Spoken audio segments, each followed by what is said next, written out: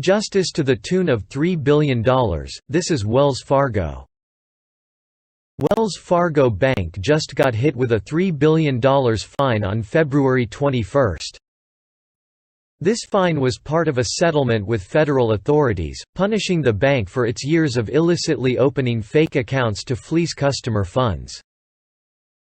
Anticipating this fine and the public blowback for such a blatantly criminal practice, Wells Fargo is embarking on a new PR campaign called "This is Wells Fargo."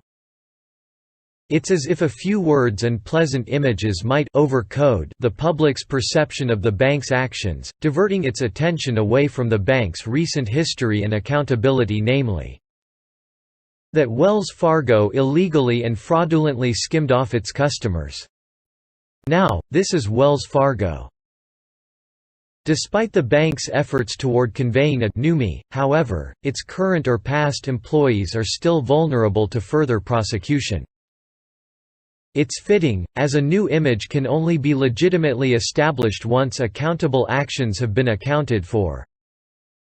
14 years of falsifying bank records. We have to admit, the Wells Fargo racket was amazingly bold, its proportions, staggering.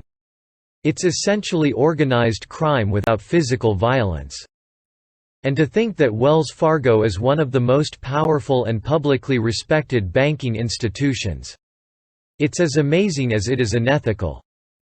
As required by the settlement, Wells Fargo fessed up, they falsified bank records from 2002 to 2016. During that same period, they collected millions in unnecessary fees and interest. They harmed or ruined customers' credit ratings to gain profit. All of this was deliberate, of course. So much for their enduring vision, to help our customers succeed financially. This line from their About Us page still gets me, I had to quote it.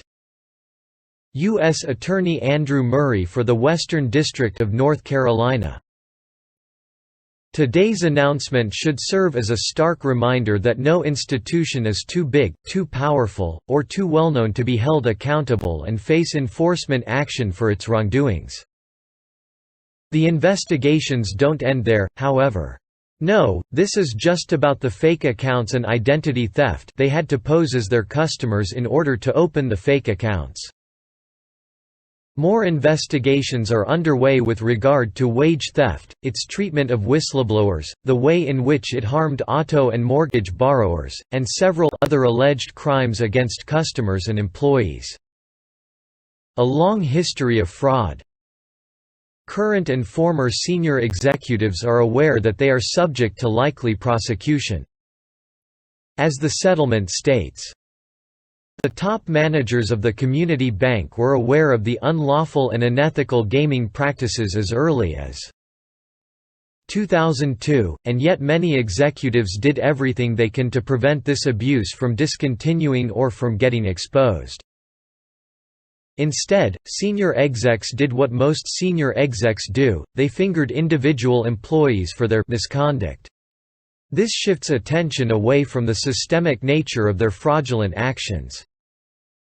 They also retaliated against whistleblowers in an effort to keep the lid on illicit institutional practices. A bigger problem for Wells Fargo. In 2018, the Federal Reserve imposed a sanction on the bank, preventing it from growing its assets past the $2 trillion mark. The asset cap hurts the bank's ability to increase its loan activity in turn, hitting the bank's bottom line. So, now Wells Fargo has a new CEO, Charlie Scharf, formerly the CEO of Visa and Bank of New York Mellon. And as part of his turnaround initiative, the bank is undergoing a public image makeover. It's not just Wells Fargo. But the main message here is that this culture of banking corruption at the expense of its customers goes beyond Wells Fargo. It's a cultural defect, a way of viewing customers and discounting their financial well-being in pursuit of profits, sales targets, and bonuses. Just because you have to do business with banks doesn't mean that you should trust any bank. Remember, the banking zeitgeist is not working to fulfill your financial goals. It never has been and never will be. Not having been affected by a bank's illicit practices is no testament to a bank's ethics. It just means you're lucky not to get fleeced, though most Americans are but don't realize it, and we discuss this in our other article on how banks are bleeding you dry. In a sense, you are on your own. And that's what safe haven assets are for. Banks can't monitor them, can't steal them, and can't access any of them that are under your own private lock and key. In this current banking environment, who would want to entrust 100% of their assets to the safekeeping mechanisms of a bank?